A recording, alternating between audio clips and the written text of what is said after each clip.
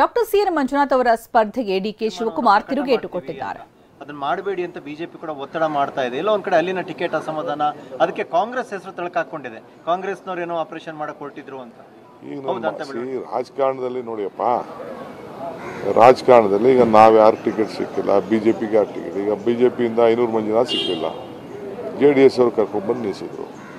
ಬಿಜೆಪಿಯಿಂದ ಕುಮಾರಸ್ವಾಮಿಗೆ ಕೊಡಲಿಲ್ಲ ಮೂಡಿಗೆರೆಗೆ, JDS ಅವರು ಕರ್ಕೊಂಡ್ಬಂದು ನಿಲ್ಲಿಸಿದ್ರು. ನಮ್ಮ ಪಾರ್ಟಿಯಿಂದ ನಾವು ಅಖಂಡ ಶ್ರೀನಿವಾಸ ಮೂರ್ತಿ ಕೊಟ್ಟಿಲ್ಲ, JDS ಕರ್ಕೊಂಡ್ಬಂದು ನಿಲ್ಲಿಸಿದ್ರು. ಇದು ರಾಜಕೀಯದಲ್ಲಿ ಸರ್ವೇ ಸಾಮಾನ್ಯ. ಶೆಟ್ಟರ್ ಕೊಡಲಿಲ್ಲ, ನಾವು ಕರ್ಕೊಂಡ್ಬಂದು ನಿಲ್ಲಿಸ್ತೇವೆ. ಸೌದಿ ಕೊಡಲಿಲ್ಲ, ನಾವು ಕರ್ಕೊಂಡ್ಬಂದು ನಿಲ್ಲಿಸ್ತೀವಿ. ಇದು ರಾಜಕಾರಣದ ಸಂದರ್ಭದಲ್ಲಿ ಇದು ನಡೆಯೋದೆ. ಇದು ಯಾವ ಪಾರ್ಟಿಯವರು ಮುಚ್ಚಿಡೋಕ್ಕಾಗಲ್ಲ. ಇದು ಯಾರು ಬರ್ತೀವಿ ಅಂತ ಹೇಳ್ತಾರೆ, ನಮ್ಮ ಸಿದ್ಧಾಂತಗಳಿಗೆ ಯಾರು ಒಪ್ತಾರೆ, ಆ ಸಿದ್ಧಾಂತಗಳು ರಾಜಕಾರಣ ನಡೀತದೆ. ಈಗ ಓಪನ್ ಇದೆ option. I don't want to disclose our strategy.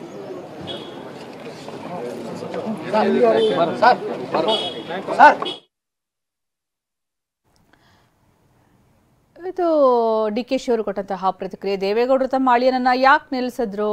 ಬಿಜೆಪಿಯಿಂದ ಟಿಕೆಟ್ ಮಿಸ್ ಆಗಿದ್ದಕ್ಕೆ ಬಂದಿದ್ರು. ಇವತ್ತು ಸಾಯಂಕಾಲ ಮೀಟಿಂಗ್ ಇದೆ, ಬಹುಶಃ ನಾಳೆ ಎಲ್ಲ ಸೀಟನ್ನು ಕ್ಲಿಯರ್ ಮಾಡ್ತೀವಿ. ಕರ್ನಾಟಕದ 21 ಕ್ಲಿಯರ್ ಆಗುತ್ತೆ ನನಗೆ ವಿಶ್ವಾಸ ಇದೆ.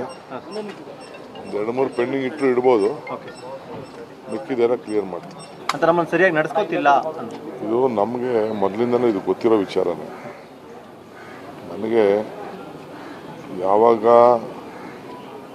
ದೇವೇಗೌಡರು ಯಾಕೆ ಅವ್ರ ಅಳಿನ BJP ಸಿಂಬಲಲ್ಲಿ ನಿಲ್ಲಿಸಿದ್ರು, that was the first suicide attempt of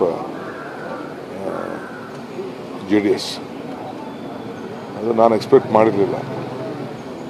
alliance ಮೇಲೆ ಎಲ್ಲರೂ ಓಟ್ ಹಾಕಲೇಬೇಕಾಗಿತ್ತು.